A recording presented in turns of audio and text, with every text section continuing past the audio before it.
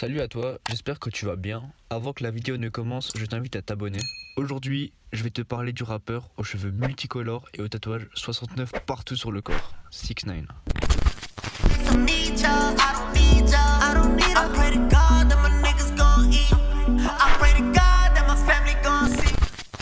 Il y a beaucoup de chances que tu le connaisses, alors je vais faire une biographie très rapide, puis on parlera de la justice, de sa libération et tout ça. Tekashi 6ix9ine, de son vrai nom Daniel Hernandez, c'est un rappeur américain d'origine mexicaine et portoricaine, né en 1996 à New York, dans le quartier de Brooklyn. En 2017, il se fait connaître avec son morceau Gumo.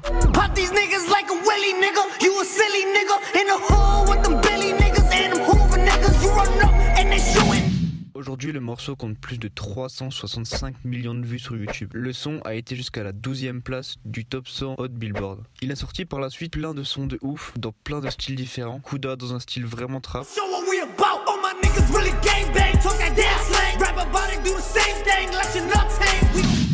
Il a sorti des sons plus chantés comme par exemple Fefe avec Nicki. C'est d'ailleurs son morceau le plus streamé sur Spotify. I don't really want no friends now.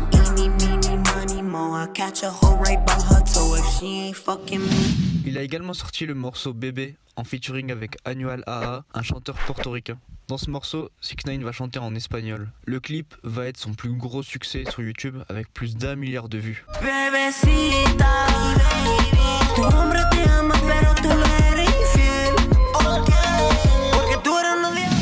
Il a également sorti un album, Dummy Boy, qui a été un succès et qui s'est placé à la 2e place du Billboard 100 la semaine de sa sortie. Enfin bref, dans cette vidéo, je vais pas m'attarder sur sa musique, mais plutôt sur le personnage 6ix9ine. 6ix9ine est vraiment super spécial, il a les cheveux de toutes les couleurs, des dents multicolores. D'un côté, on dirait un punk, mais il a aussi la dégaine d'un mec de gang avec ses tatouages 69 partout. D'ailleurs, il appartenait au Blood, au 9 Trey Gangster Blood plus précisément. L'image qu'il renvoyait du mec de gang a d'ailleurs beaucoup joué dans son succès. On peut le voir dans ses clips et par exemple dans Gumo. Mais malheureusement, le fait de mettre en avant qu'il vienne d'un gang, ça va se retourner contre lui.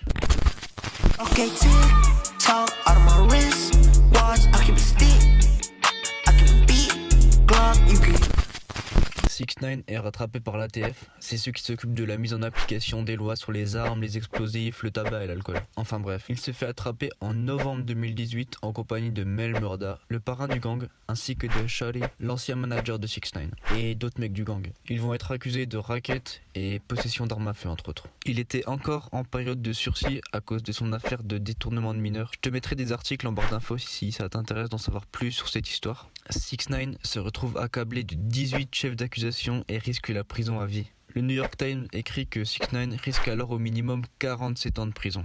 6ix9ine commence alors une période de repentance et commence à s'excuser auprès des juges, de sa famille, de ses proches et même de ses fans. Cependant, ça suffit pas et 6ix9ine décide de passer un accord avec les fédéraux pour alléger sa peine. C'est la 9K1 Letter. Il décide alors de balancer le gang auquel il appartenait pour réduire sa peine. Pour justifier ses actes, 6ix9ine explique que le gang cherche à se débarrasser de lui et qu'ils l'ont volé à plusieurs reprises. C'est un fait avéré puisque ces kidnappeurs étaient des membres de son gang.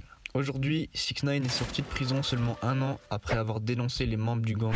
Son avocat a demandé, en raison de la pandémie du coronavirus, d'emménager le restant de la peine de 6ix9ine à domicile car il était asthmatique et sa situation pouvait être dangereuse pour sa vie en prison. 6ix9ine sera réellement libre de ses mouvements en août 2020 normalement. Étant donné qu'il a balancé des mecs dangereux, on lui a proposé le programme de protection des témoins pour éviter les représailles. Si tu connais pas ce programme, c'est pour protéger les témoins menacés avant, pendant et après un procès, et ça passe par de la chirurgie esthétique, etc. pour pas qu'on te reconnaisse en fait. Lui, il a refusé et il veut garder son apparence malgré les risques que ça peut encourir. Vous inquiétez pas, 6ix9ine n'arrête pas la musique puisqu'il a récemment signé avec son label un contrat à 10 millions de dollars pour sortir 2 projets. Il a d'ailleurs signé ce deal quand il était encore en prison. Maintenant, pourra-t-il continuer les concerts ? Ses apparitions publiques seront-elles encore possibles ? Selon moi, 6ix9ine va continuer ses projets artistiques et jouer de son personnage comme il a su le faire lors de ses nombreux trolls. Par exemple, lors de l'embrouille avec Chief Keef.